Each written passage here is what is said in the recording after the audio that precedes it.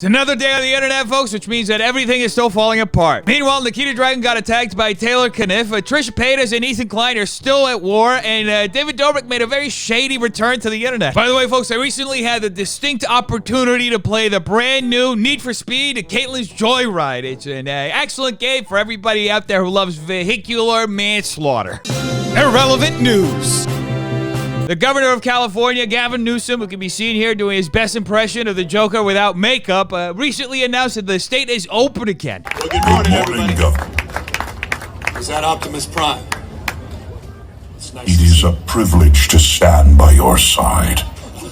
Was it necessary for Optimus Prime to be at the press conference? No. Did he add anything to the press conference? No. Was it fun to watch the governor get heckled by a robot? Hell yeah. And in other news, Markiplier is not happy. Are you effing kidding me? Takis had the goal to sponsor Ninja, but not Markiplier. This is not gonna end well, folks. DM me, you cowards, Takis. I sense a war brewing, folks, and it'll probably take place in Ninja's timeline. And now for some mind-numbing news, Jake Paul has a porn stash now. You're welcome. And in other news, Caniff can be seen here exuding the fragrance of a moldy cheese. Recently has some thoughts to share about Nikita Dragun. My boy's hooking up with a guy right tonight. He said, F it. I'm hooking up with a man. I don't give a shit. I'm down bad right now. I'm down tremendous. If you ever wonder why people like Caniff are given a voice, folks, there's a very good reason. It's so he can embarrass himself. I tell a security guard, I'm like, yo, bro, like, it's none of my business, but like I just don't. I feel like you guys just like a crazy fact that you guys wouldn't know. Like, did you guys know that's a dude? And they absolutely look like I look like I just threw a stun grenade. You gotta appreciate people like Caniff, folks, who are not only good at minding their own business, but do it in the most offensive way possible. They're like, bro, what? I'm like, yeah, that was a dude, and they could not believe it. And they're like, bro, our boy John needs to get a phone call right now. Folks, you can't blame Caniff for bringing this to social media instead of handling it privately. The guy has negative IQ points. I mean, he's lucky that he's not just drooling 24/7. Anyway, folks, Caniff ended up getting backlash after Nikita Dragun shared that video on her Twitter and Instagram, and this is how Taylor reacted. Cause you had a bad day. Folks, Caniff is so funny. I literally laughed to death and then immediately came back to host the show. Yo, it's just like obviously unfortunate situation. I have people on my close friends that are obviously clout-ridden. Folks, I feel so bad for Caniff. That was a private Instagram story that he shared with his close friends and ended up getting leaked. When will people be allowed to be trans in peace? And no one does want to understand every part of the situation, nor understand that, like, yo, I'm obviously making a joke to 140 people on my close friends. Comedy is dead, folks. I can't believe it that we live in an age where there's a clear line between being a hateful individual and hiding behind jokes and actually being somebody who actually knows how to tell jokes. We need to blur that line again so all the hateful people can go back to using comedy to disguise their hate. I mean, who doesn't miss a heavy dose of lightly veiled intolerance? I'm not a clout chaser. The clout chaser is you guys. You guys going for my close friends, screen recording my and then uploading it and then playing a sympathy story. Write that down, folks. It is always everybody else's fault but Caniff. Taylor is never guilty of anything. It doesn't matter if Taylor runs somebody over with a car or shoots them in the head, folks. Taylor is always innocent because the world revolves around him. In the Twilight Zone. Like you haven't been doing this since 2015. Like you haven't been hooking up with innocent males. That's right, folks. Won't you think of the males? They suffer so much. And people don't understand that. Like, bro, I'm gonna still joke. Like, comedians get away with this shit, but like... That's right, folks. Caniff is the greatest comedian in human history. In fact, he lives and breathes comedy to the extent that he's literally snorting about a pound of comedy every single day. They see the name. They see Caniff. They know I'm winning right now. Hey. That's right, folks. People are just jealous of Caniff because he's winning. I mean, the guy has a living room. Those are so hard to come by. I'm sorry. I sent her a full apology. Olivia, Father Kel, Stas, all told me. I immediately said, hey, I need to apologize. This is unbelievable, folks. How dare they be that reasonable where they reach out to somebody and literally try to help them by telling them to apologize. Caniff should just be allowed to be as awful as he wants in peace. And I wasn't being transparent. I was just speaking absolute facts. I said, I bet this guy has no ideal, as I would not have no ideal. Look, folks, don't get mad at Caniff for not having any ideals. It's just what happens when you're a nihilist. He really doesn't care about anything. He's a nihilist. Oh, that must be exhausting. You have no idea. Yeah, I get it's not funny, but like you guys got to understand at the same day, like I am sorry. Like it was obviously something I shouldn't have said, like even on my close friends, but like I'm just trying to have comedy. Taylor just wants to have some comedy, folks. Let him have some comedy in peace. Jeez, everybody's trying to turn everything into a tragedy. I'm extremely serious and I'm very real with what I say and I'm very honest about everything.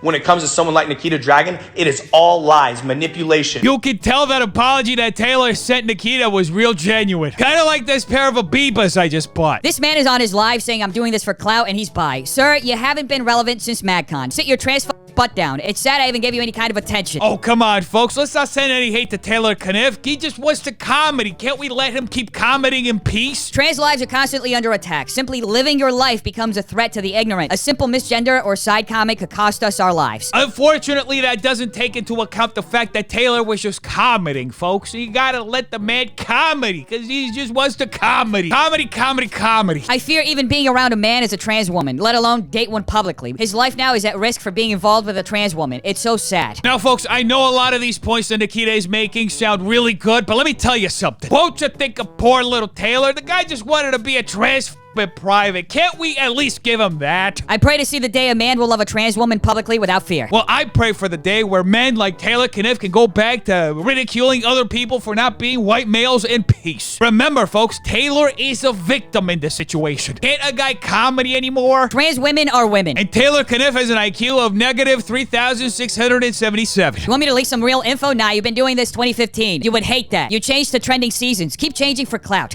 I speak facts. What I said was facts. This was a brilliant move from Taylor Caniff right here, folks, because attempting to blackmail somebody in front of your millions of followers on Twitter is exactly what somebody would do when they're in the right. Taylor Caniff tweeting I'm bi after Nikita calls him out for being trans is an example of transphobia within the LGBTQ plus community. Do MF better. I speak facts, facts, facts. Indeed, Taylor Caniff does speak facts, facts, facts. That's why he tweeted and deleted that tweet. Taylor Caniff can go to hell. He radiates small dick energy. Without a doubt, the smallest dick energy for disrespecting Nikita. Just because you can't get laid, Taylor, because you got a tiny dick, doesn't mean you have to be the smallest cock block. Make way, folks. A new challenger has entered the ring. I know, trust me, I know Nikita can't stand up for herself. She got that don't give a F confidence for days. But like, people like Taylor Caniff deserve to be canceled for life. Like, that's ground for deplatforming, so I'm deaf adding to the noise for that to happen. If only there was a show where they could talk about those topics. Anyway, folks, Trisha's sister, Callie, clapped back at Ethan Klein. I wanted to make it known that he didn't even take the time or effort to watch my sister's video. She was just doing a trigger warning to people that had SA because she was talking about the candlestick incident. Folks, this may be the first YouTube drama in history that'll include several family members from different sides of the family. Trying to get a Montague versus Capulet vibe. So this Disney trip was actually planned for my sister's birthday. It was me, my mom, and Moses. We ended up paying for Ethan and Neela, which is crazy because he takes that 5% and VIP tickets to Disneyland is not cheap. Now, I know a lot of you are probably thinking that this whole situation could be resolved very easily with a phone call, but here's the deal, folks. Phone calls don't make situations exponentially worse by bringing literally millions of people into your business. I don't know why he felt compelled to ask me and my mom or bring it up in the situation that how we felt about her having a candlestick up her, you know what? It made us very uncomfortable. Yes. Let's talk about the thing that makes everybody uncomfortable a little bit more. Now Trisha's sister is coming after us. No mention of the fact that we literally begged Moses to let us pay. Please stop. This is so stupid and ruining our family. And that's where it all ended. About to end world hunger real quick with my 5%. The irony of that is that the 1% could literally end world hunger, but they rather buy jet skis. He takes that 5% and VIP tickets to Disneyland is not cheap. What is wrong with these people? I swear to God. That's Trisha's sister made a TikTok saying that we didn't pay for Disneyland for her birthday.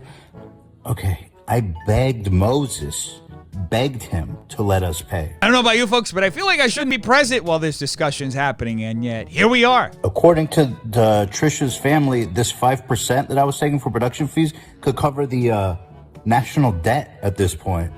What can't the 5% cover? That is a terrific point from Ethan, folks, and it made me wonder, maybe the 5% could be used to buy Taylor Caniff some common sense. He's got a short on it. Richest people in the world, Bill Gates, Jeff Bezos, Ethan Klein, 5% extra Frenemies podcast. Oh, folks, who would have known that 5% goes a long way? Ruining our family, he's being dramatic AF. No, Ethan, you're a lying, condescending a-hole. Literally, that's all I've said, and I'll keep saying. You keep trying to drag everyone in to deflect that my issue is with you and how you run business. But it didn't end there, folks, because right after that tweet, many other tweets followed, discussing the end of frenemies and Moses and the family and a whole bunch of other stuff that we've already seen multiple times at this point. I mean, this is the Fast and the Furious of YouTube drama. Anyway, folks, came as a surprise to everyone to find out yesterday that David Dobrik's back, and he is not crying. Corinna just started an OnlyFans. In 48 hours, how much money did you make? 48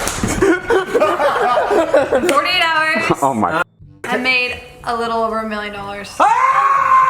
Well, who could have known that Instagram picture sold that well? When you first paid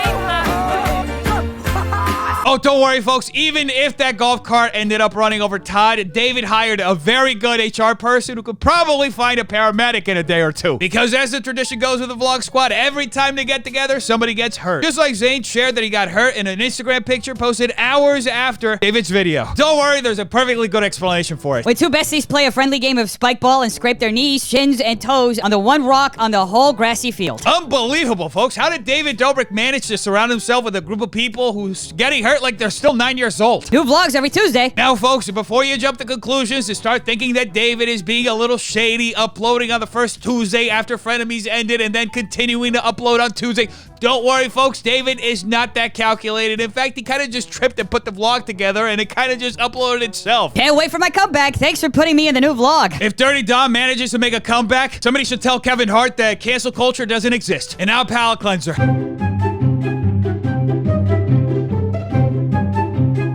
Anyway, defenders, make sure you like and subscribe for more videos like this. If you like, will be another brilliant thought to come out of the genius brain of Taylor Caniff. Tell me in the comments down below what do you think I want to know. Check out these videos right here. They're good too. Make sure you're drinking lots of water, taking the vaccine, and stay away from stupid people. Have an amazing day, defenders. I love all of you. Peace.